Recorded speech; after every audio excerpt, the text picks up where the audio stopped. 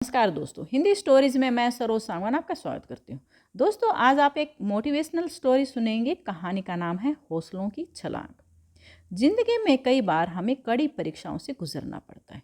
कई बार जीवन में ऐसा भी समय आता है जब इंसान परिस्थितियों के आगे घुटने टेक देता है और हौसला खोकर सोच लेता है कि अब जीवन व्यर्थ है। और कई बार यही विपरीत परिस्थितियां उसके मनोबल को इतना कमजोर कर जाती हैं कि वो मृत्यु को गले लगा देता है।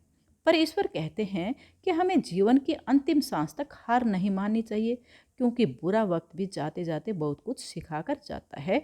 कि जब तक चोट नहीं लगेगी दर्द का एहसास कैसे होगा, दर्द नहीं होगा तो दवा की खोज कैसे होगी।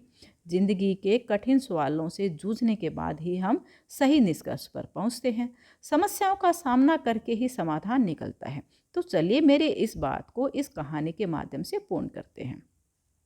एक गांव के तालाब में दो मेंढक रहा करते थे।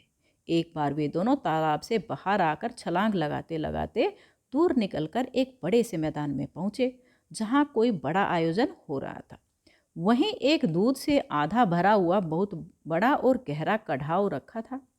असावधानीवश वे दोनों मेंढक उस दूध से भरे कढ़ाव में गिर पड़े।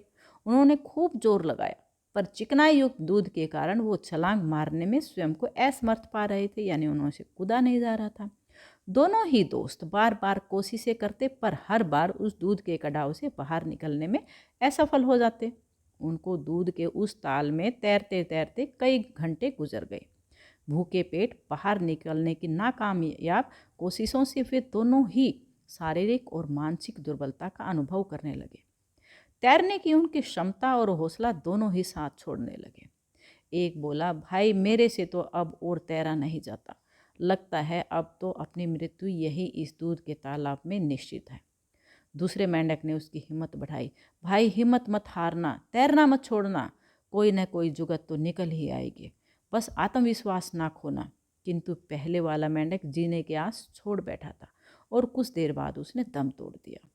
दूसरा मेंढक अपने दोस्त की मृत्यु से बहुत दुखी हुआ और सोचने लगा कि शायद मेरा भी अंजाम यही होगा। भूख और अनवरत तैरते रहने के कारण थकान से अब उसका शरीर भी क्षीण हो चला था। पर फिर भी उसने आत्मविश्वास नहीं गंवाया। सोचा, अब मृत्यु तो निश्चित है, पर जीवन के अंतिम क्षण तक तैरूंगा, मृत्यु से मुकाबला करूंगा, हार नहीं मानूंगा। वो तैरता रहा कि अचानक उसको अपने पैरों के नीचे कुछ कठोर सतह का अनुभव हुआ।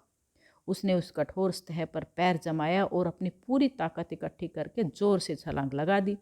उसकी मेहनत सफल हुई। वो अगले ही क्षण उस दूध से भरे कढ़ाव से बाहर निकल आया। बाहर निकलकर उसने स्वयं को जीवित देखकर ईश्वर को लाख लाख धन्यवाद दिया।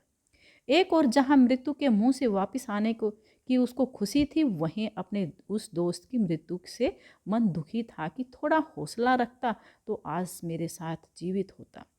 अपने घर जाने से पहले उसके दिल में आया कि एक बार देखूं तो सही कि किस चीज़ पर पैर रखकर मैं छलांग लगाकर बाहर कूद सका। वो कठोर सतह आखिर क्या थी?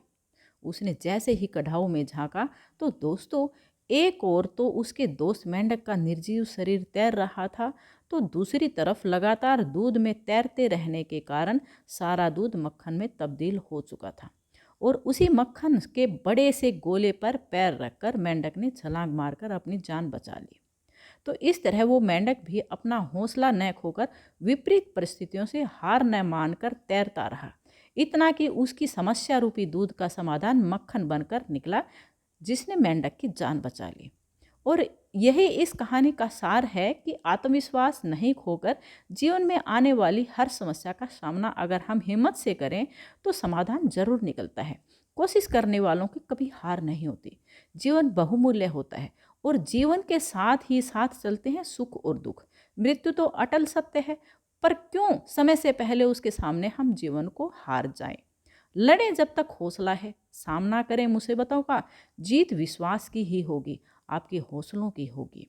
तो दोस्तों, ये कहानी आपको कैसी लगी? यदि आपको ये अच्छी लगी है तो इसको लाइक कर दें, और इससे आपको सीखने के लिए क्या मिला कमेंट करके मुझे बताना।